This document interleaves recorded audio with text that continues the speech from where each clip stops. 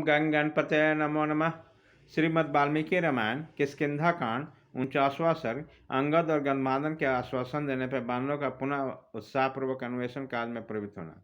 तदंतर परिश्रम से थके हुए महाबुद्धिमान अंगद संपूर्ण बानरों का आश्वासन देकर धीरे धीरे इस प्रकार कहने लगे। हम लोगों ने वन पर्वत नदियां दुर्गम स्थान घने जंगल कंदरा गुफा के भीतर प्रवेश करके अच्छी तरह देख डाली, परंतु उस स्थान में हमें न तो जानकी के दर्शन हुए न उनका अपहरण करने वाला पापी राक्षस ही मिला।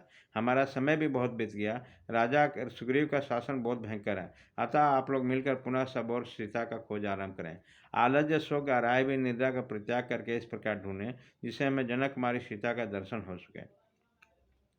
उत्साह समर्थ और मन में हिम्मत न हारना ये कार्य की सिद्धि कराने वाला सद्गुण कहे गए, इसलिए मैं आप लोगों से यह बात कर रहा हूँ। आज भी सारे बानर खेत छोड़कर इस दुर्गम वन में खोज डालें और सारे वन को ही छान डालें। कर्म में लगे हुए लोगों को उस कर्म का फल अवश्य होता दिखाई देता है, अतः अत्यंत क्षीण होकर उद्योग छोड़कर बैठना उचित नहीं है। सुग्रीव क्रोधी राजा हैं, उनका दंड भी बड़ा कठोर होता है। बानरों, उनसे तथा महात्मा श्री राम से आप लोग को सदा डरने रहना चाहिए। आप लोग की भलाई के लिए मैंने बातें कही, यदि अच्छी लगे तो आप इन्हें स्वीकार करें, अथवा बानरों जो सबके लिए उचित हो वो कार्य आप ही लोग बतावें। अंगद की यह बात सुनकर गंधमादन ने प्यास और थकावट से स्थिर हुए स्पष्ट वाणी में कहा, बानो, जो राज अंगद ने जो बात कही है वह आप लोगों के योग्य हितकर अनुकूल है, अतः सब लोग उनके कथनानुसार कार्य करें। हम लोग को पुनः पर्वत कंदराओं शिलाओं निर्जन बनों और पर्वतीय झरनों का खोज करें। महात्मा सुग्रीव ने जिन स्थानों के चर्चा के थे उन सब में वन और पर्वतीय दुर्गम प्रदेशों में सब बानर एक साथ खोज आरंभ करें।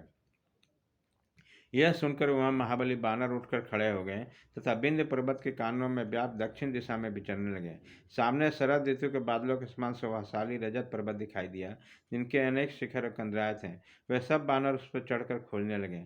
सीता के दर्शन की इच्छा रखने वाले वह सभी श्रेष्ठ बानर वहाँ के रमणीय लोरद वन में चितवन के जंगल में उसके खोज करने लगे। उस पर्वत के शिखर पर चढ़े हुए पराक्रमी बानर ढूंढते ढूंढते थक गए, पर श्री रामचंद्र जी की प्यारी रानी सीता का दर्शन न पा सके। अनेक कंदराओं लोग उस पर्वत का अच्छी तरह निरीक्षण करके सब और दृष्टिपात करके वो बानर उससे नीचे उतर आए।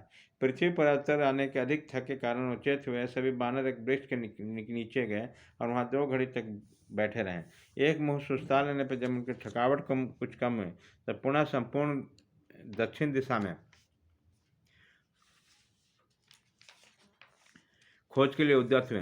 हनुमान आदि श्रेष्ठ बानर सीता के अन्वेषण के लिए प्रसिद्ध हो विंध्य पर्वत के चारों ओर प्रसिद्ध करने लगे।